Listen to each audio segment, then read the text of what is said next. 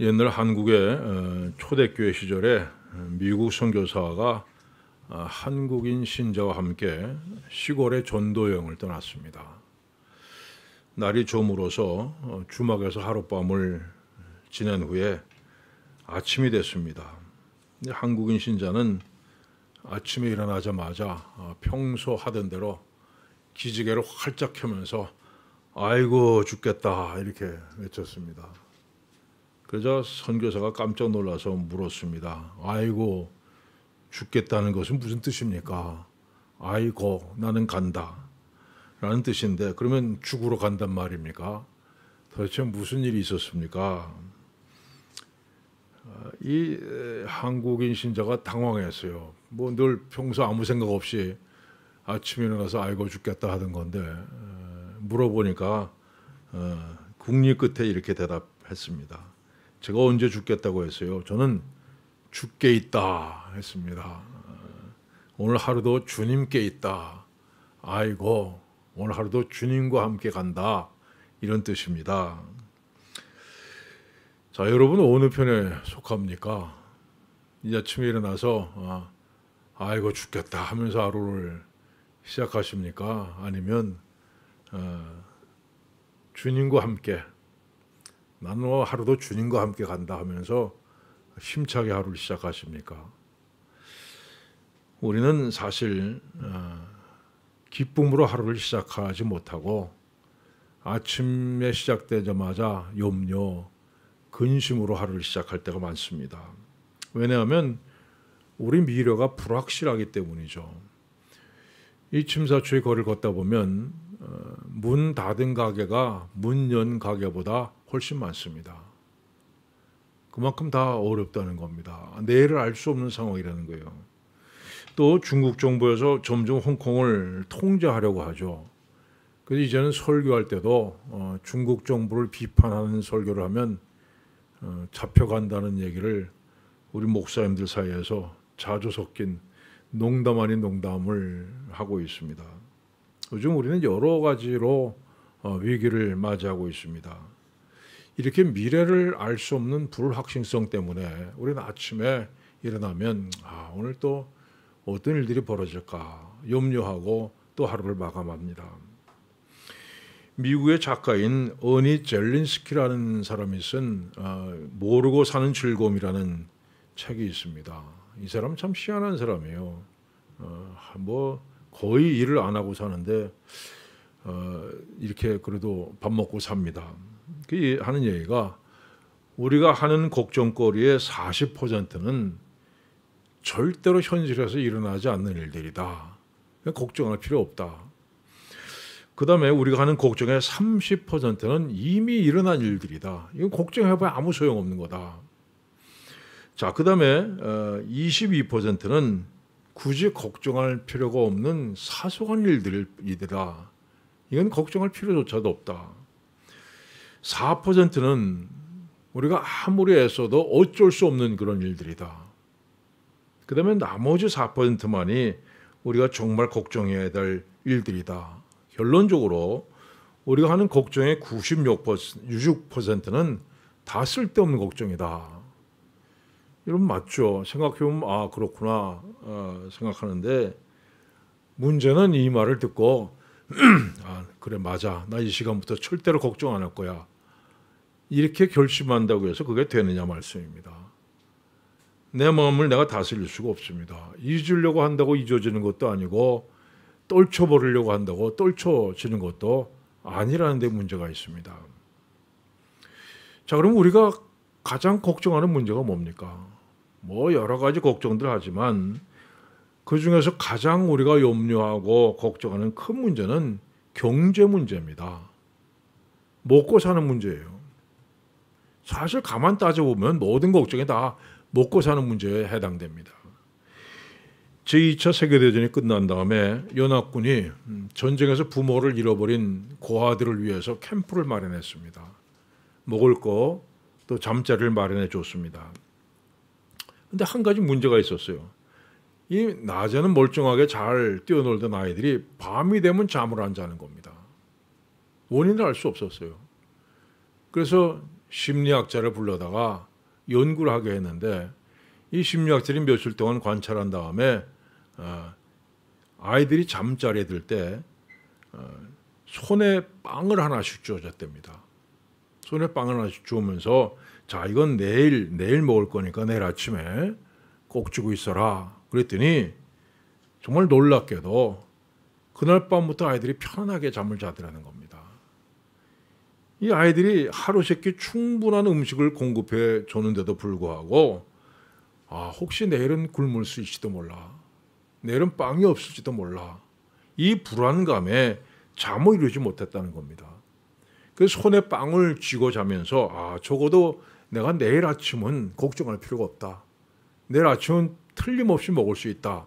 이 사실 때문에 잠을 편히 잤다는 겁니다. 여러분 어린아이들도 또 아무리 나이가 들도 사람은 누구나 먹고 사는 것이 가장 큰 문제입니다. 예수님도 이 사실을 인정하셨습니다. 그래서 이렇게 말씀하시죠. 내가 너희에게 이르노니 목숨을 위하여 무엇을 먹을까 무엇을 마실까 몸을 위하여 무엇을 입을까 염려하지 말라. 자, 먹는 것 마시는 것 입는 것이 가장 중요한 문제라고 말씀하셨습니다. 그러나 그것들 때문에 너무 염려하지 말라 하십니다. 자, 이유가 뭡니까? 공중의 새를 보라 심지도 않고 거두지도 않고 창고에 모아들이지도 아니하되 너희 하늘 아버지께서 기르시나니 너희는 이것들보다 귀하지 아니하냐. 여러분 제비가 새끼를 낳으면요 이 어미가 하루에 200번 이상 먹이를 준답니다. 물어다가 주는데 이 한 번 물어다 주는 양이 한 10마리 정도의 벌레를 물어다 준다 그래요. 그러니까 이 하루에 약 2,000마리 벌레를 먹는 겁니다. 이 새끼 한 마리가 웬만큼 자라나는 3주간 동안에는 먹는 벌레 양이 무려 4만 마리입니다. 그럼 이 지구상에 제비 새끼가 몇 마리쯤 될까요? 이 지구상에 새가 몇 마리쯤 될 것 같습니까? 제가 인터넷 찾아봤어요. 아무도 얘기를 안 하더라고요. 그건 무슨 소리예요? 셀 수가 없다는 겁니다. 여러분 그런데 예수님께서는 너희 하늘 아버지께서 기르신다. 하나님께서 이 새들을 다 먹이신다는 겁니다. 그러면서 이렇게 말씀하시죠. 너희는 이것들보다 귀하지 아니하냐. 또 이런 말씀도 하셨습니다. 참새 5마리가 2아사리온에 팔리는 것이 아니냐. 여러분 2아사리온은 오늘날의 가치로 환산하면 홍콩불 2불 정도 됩니다. 그러니까 참새 한 마리 값이 50센트라는 거죠. 자, 그런데 예수님 뒤를 이어서 이렇게 말씀하십니다. 그러나 하나님 앞에는 그 하나도 잊어버리는 바 되지 아니하는도다. 너희에게는 심지어 머리털까지도 다 사신 바 되었으니 두려워하지 말라. 너희는 많은 참새보다 귀하니라. 여러분 정말 아무 값어치도 없는 참새 한 마리도 기억하시는 하나님께서 여러분의 아버지가 되신다 말씀합니다. 자, 계속해서 예수님은 들에 핀 백합화를 가리키면서 말씀하십니다. 또 너희가 어찌 의복을 위하여 염려하느냐. 들의 백합화가 어떻게 자라는가 생각하여 보라. 수고도 아니하고 길쌈도 아니하느니라. 그러나 내가 너에게 말하노니 솔로몬의 모든 영광으로도 입은 것이 이 꽃 하나만 갖지 못하였느니라. 여러분 여기서 백합화라 그랬는데 이거 원문을 살펴보면 우리가 생각하는 백합화가 아닙니다. 그냥 야생에서 자라는 들풀이에요. 자, 길거리에 자라는 아무렇게나 피어있는 이름 모를 들풀을 얘기합니다. 그런데 이런 들풀도 하나님께서 입히신다는 거예요. 그래서 이렇게 말씀합니다. 오늘 있다가 내일 아궁이에 던져주는 들풀도 하나님이 이렇게 입히시거든 하물며 너일까 보냐 믿음이 작은 자들아. 제 생각에는 성경을 기록한 사람이 이 맨 끝에 믿음이 작은 자들아 이렇게 썼지만 이건 점잖은 표현이라고 생각해요. 이 밥통들아 이렇게 쓸 거예요. 믿음이 작다 하셨습니다. 자, 오늘 우리가 염려하고 걱정하는 이유는요, 우리 믿음이 적기 때문이라 말씀합니다. 자, 공중의 새, 들에서 자란 들풀은 하나님의 자녀가 아닙니다. 그것들은 하나님께서 창조하신 피조물에 불과할 뿐입니다. 근데 여러분, 그것들도 입히고 먹히신다 말씀합니다. 그런데 우리가 누굽니까? 우리는 하나님의 자녀라는 거예요. 공중의 새도 우리 아버지께서 입히시는데 왜 하나님의 자녀를 먹이지 않겠느냐? 자, 들풀도 하나님께서 입히시는데 왜 하나님의 자녀들에게 입히시지 않겠느냐 말씀합니다. 이거 왜 분명한 사실인데 이걸 왜 믿지 못하느냐? 믿음이 작은 자들아, 이 밥통들아 얘기하는 겁니다. 공중의 새를 보라, 들의 백합화를 보라. 이 말씀은 결국 이런 뜻이에요. 공중의 새에게 물어보라. 넌 누구 믿고 사느냐? 들풀들에게 물어보라. 넌 누구 믿고 사느냐? 그리고 우리에게 물으십니다. 그렇다면 넌 누구 믿느냐? 누굴 믿고 사느냐? 여러분, 누구 믿고 사십니까? 누가 여러분 인생을 책임져 줍니까? 여러분, 사람이 책임져 줘요? 사람은 내일 일을 모르는 겁니다. 내일 내 앞에 어떤 일이 기다리고 있는지도 모르는데 내가 어떻게 책임져 줍니까? 여러분, 오직 하나님만이 여러분의 인생을 책임질 수 있는 분입니다. 우리가 염려와 근심 가운데 살아가는 가장 근본적인 이유는 하나님의 사랑에 대한 분명한 확신이 없기 때문이에요. 자, 하나님께 날 사랑하신다. 내게 필요한 것이 무엇인가를 잘 아신다. 그리고 분명히 때를 따라 공급해 주실 거라는 믿음이 없기 때문이에요. 여러분 마음속에 떠나지 않는 걱정거리 있습니까? 공중에서도 먹이시고 들풀도 입히시는 하나님 앞에 나아가시길 바랍니다. 무릎을 꿇고 그 모든 것을 하나님 앞에 내려놓으십시오. 하나님, 제가 이런 형편에 있습니다. 성경은요, 아무것도 염려하지 말고 다만 모든 일에 기도와 간구로 너희 구할 것을 감사함으로 하나님께 아뢰라 말씀합니다. 기도라는 단어는요, 하나님과 얼굴을 마주 대하여 본다 이런 뜻입니다. 그 다음에 간구라는 것이 하나님 앞에 내가 필요한 것을 간구하는 겁니다. 그런데 감사함으로 아뢰라 그랬습니다. 이게 가장 중요합니다. 만약 여러분이 기도하면서 과연 이 기도를 하나님 들어주실까 하는 의심하는 마음이 있으면 그 기도는 결코 응답될 수 없습니다. 하나님께 기도할 때는 이 기도를 하나님께 분명히 들어주실 것을 믿고 감사함으로 아뢰야 됩니다. 여러분, 염려할 시간이 있으면 그 시간에 하나님께 가십시오. 감사함으로 간구하십시오. 염려는 아무것도 해결할 수 없지만 기도는 모든 것을 해결할 수 있습니다. 때로 여러분 인생의 실타래처럼 엉켜서 도대체 어디서부터 풀어야 될지 모를 때 최선의 방법은 그 문제 갖고 하나님 앞에 나아가는 겁니다. 하나님, 제 인생이 이렇게 엉켜 있습니다. 그대로 아뢰는 거죠. 그 문제 해결하겠다고 사람 찾아가고 친구 찾아가고 여기저기 다녀봐도 결국 여러분 마음에 상처받을 뿐입니다. 가장 좋은 방법은 하나님 앞에 엎드리는 겁니다. 여러분, 우리 인생이란 하나님께서 내 편을 들어주시느냐 아니냐 이걸로 결정됩니다.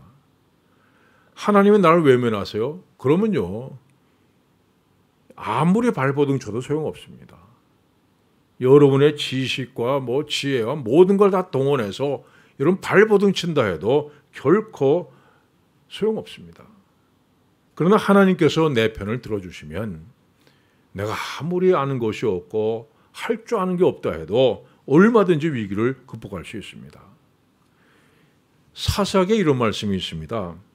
이스라엘 자손이 여호와께 부르짖음에 여호와께서 그들을 위하여 한 구원자를 세우셨으니 그는 곧 베냐민 사람 게라의 아들 왼손잡이 에훗이라. 자, 하나님께서 이스라엘 백성들을 위해서 구원자를 세우셨는데 그가 왼손잡이였다 이렇게 얘기합니다. 여러분, 성경에 왜 굳이 왼손잡이라는 걸 기록할까요? 그건요, 뭐냐면 이스라엘 자손들은요, 이스라엘 사람들은 왼손잡이 그러면 힘이 없는 사람이라고 간주했습니다. 그래서 왼손잡이에게는 절대로 중요한 일을 안 맡겼습니다. 그런데 하나님께서 왼손잡이인 에훗을 사사로 세우셔서 모압과 암몬과 아말렉 연합군을 물리치게 하셨습니다. 또 가나안 왕 야빈이 이스라엘을 공격해 왔을 때 하나님께서 여자인 드보라를 사사로 세웠습니다. 당시 이스라엘은요, 사람 숫자를 셀 때 남자만 셌습니다. 그 여자는 숫자에도 포함되지 않았어요. 사람 취급 안 했습니다. 근데 남자들 다 제쳐 놓으시고 여자인 드보라를 사사로 세우셔서 전쟁을 승리로 이끌어 주셨습니다. 여러분, 이건 뭐예요?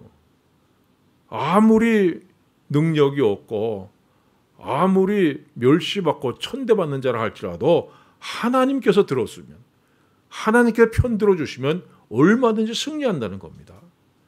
여러분, 우리 인생은 내가 얼마나 능력 있냐, 얼마나 잘하느냐 여기 달려있는 것 아닙니다. 하나님께서 내 편이 되어주셔서 지켜주셔야 됩니다. 하나님 보호해 주셔야 되고 하나님께서 형통케 해주셔야 됩니다. 자, 그래서 예수님께서 이렇게 말씀하십니다. 너는 먼저 그의 나라와 그의 의를 구하라. 그래야면 이 모든 것을 너에게 더하시리라. 자, 먹을 것과 입을 것 때문에 걱정하지 말고 가장 먼저 해야 될 일이 있는데 하나님의 나라와 의를 구하는 거라고 말씀합니다. 여러분, 그의 나라는요, 공간적인 개념이 아니라 주권적인 개념입니다.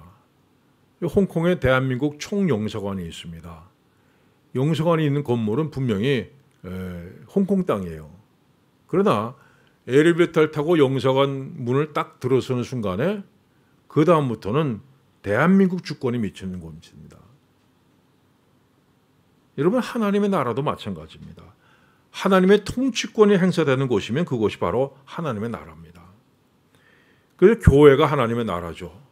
교회는 하나님이 왕 되시고 하나님께서 말씀하시고 또 그 말씀에 순종하는 사람들이 모여있는 곳이 바로 교회입니다. 그래서 교회는 하나님의 나라입니다.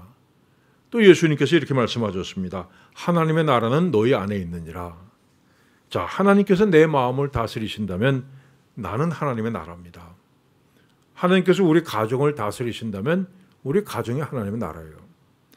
그래서 그의 나라를 구하라는 말씀은 여러분이 하나님의 통치를 받는 사람이 되라. 하나님 말씀에 절대 순종하는 사람이 되라. 이런 하나님의 나라가 되기를 간구하라는 것입니다. 또 그의 의를 구하라 말씀하셨습니다. 의라고 하는 것은 바른 관계예요. 하나님과 우리의 관계가 올바로 똑바로 되어야 된다는 겁니다. 여러분, 이 관계를 맺기 위해서 우리가 할 수 있는 건 뭡니까? 자, 예수님 말씀하신 비유 중에 탕자의 비유가 있습니다. 아버지 재산 다 탕진하고 거짓걸로 돌아온 아들인데 아버지가 달려나가서 반갑게 맞이합니다. 새 옷을 입히고 그 다음에 가락지를 끼우고 새신을 신깁니다. 근데 가락지라는 건 뭐냐면 내가 내 아들이다. 아버지의 아들이라는 상징입니다. 자, 이 아들이 집을 나갈 때도 분명히 가락지를 끼고 있었을 거예요. 근데 가지고 있던 재산 다 탕진하고 나중에 굶어 죽게 되니까 아마 가락지도 팔았을 겁니다. 가락지 팔면서 이런 생각을 했을 거예요. 아, 이 가락지는 내가 아버지의 아들이라는 상징인데, 자, 이걸 팔아버린다면 나는 더 이상 아버지의 아들이 될 수 없는데 어떻게 해야 되나? 팔아야 되나 말아야 되나? 그러나 결국은 먹고 살기 위해서 아들의 신분을 포기하고 가락지를 팔았습니다. 자, 그러면 가락지를 팔았다고 해서 그것으로 문제가 해결됩니까? 며칠 동안은 끼니 걱정하지 않고 살 수가 있었는지 모릅니다. 결국은 돼지 치는 먹이를 치는 자리까지 가서 돼지 먹이를 먹는 신세가 되고 맙니다. 여러분, 우리의 모습을 보는 것 같지 않습니까? 여러분이 세상에서 먹고 사는 일 때문에 하나님의 자녀라는 신분을 포기할 때가 얼마나 많았습니까? 하지만 그런다고 해서 여러분이 가진 문제가 해결됐습니까? 아니죠. 더 많은 염려와 근심이 있을 뿐입니다. 자, 여러분이 기억할 것은 집을 떠났던 아들이 아버지 집으로 돌아올 때에 비로소 모든 문제가 해결됐다는 사실입니다. 아버지의 집에 돌아왔을 때 비로소 아들은 더 염려 없고 근심 없는 삶을 살게 됩니다. 이것이 하나님의 의를 구하라는 말씀입니다. 하나님과의 올바른 관계, 하나님 안에 살면서 하나님과의 올바른 관계를 유지하라는 거죠. 이 동물 가운데 아무것도 안 하면서 잘 먹고 잘 사는 동물이 있습니다. 여러분이 집에서 기르는 강아지죠. 요즘 강아지들 희한해요. 바퀴벌레만 나타나도 도망갑니다. 무섭다고. 정말 개같이 하는 개인데 그 이쁘다고 뭐 먹을 거 사다 주고 간식 사다 주고 뭐 병원 데려가면 병원비가 어마어마해요. 뭐 다리가 뭐 부러졌다 그러는데 뭐 몇만 불씩 들어갑니다. 그럼 뭐 목욕 시켜주고 고기 구워주고 뭐 산책 시켜주고 아주 그냥 상전으로 받들고 삽니다. 할 줄 아는 게 뭐 있습니까? 꼬리 흔드는 것밖에 없어요. 세상에 꼬리 흔드는 것 같고 잘 먹고 잘 사는 건 강아지밖에 없습니다. 근데 강아지도 자기 역할이 있습니다. 그건 주인을 기쁘게 하는 거예요. 주인이 밖에서 들어올 때 저 멀리 발소리만 나도 그저 반갑다고 짖으면서 꼬리를 흔들고 뛰어올라서 안기는 것으로 자기의 가치를 발휘합니다. 할 줄 아는 게 뭐 있습니까? 꼬리 흔드는 것밖에 없는데 근데 주인의 사랑을 독차지해요. 여러분, 우리가 능력 없어도 괜찮습니다. 할 줄 아는 게 없어도 괜찮습니다. 문제는 하나님을 얼마나 기쁘시게 하느냐 하는 겁니다. 하나님을 내 편으로 만들면 됩니다.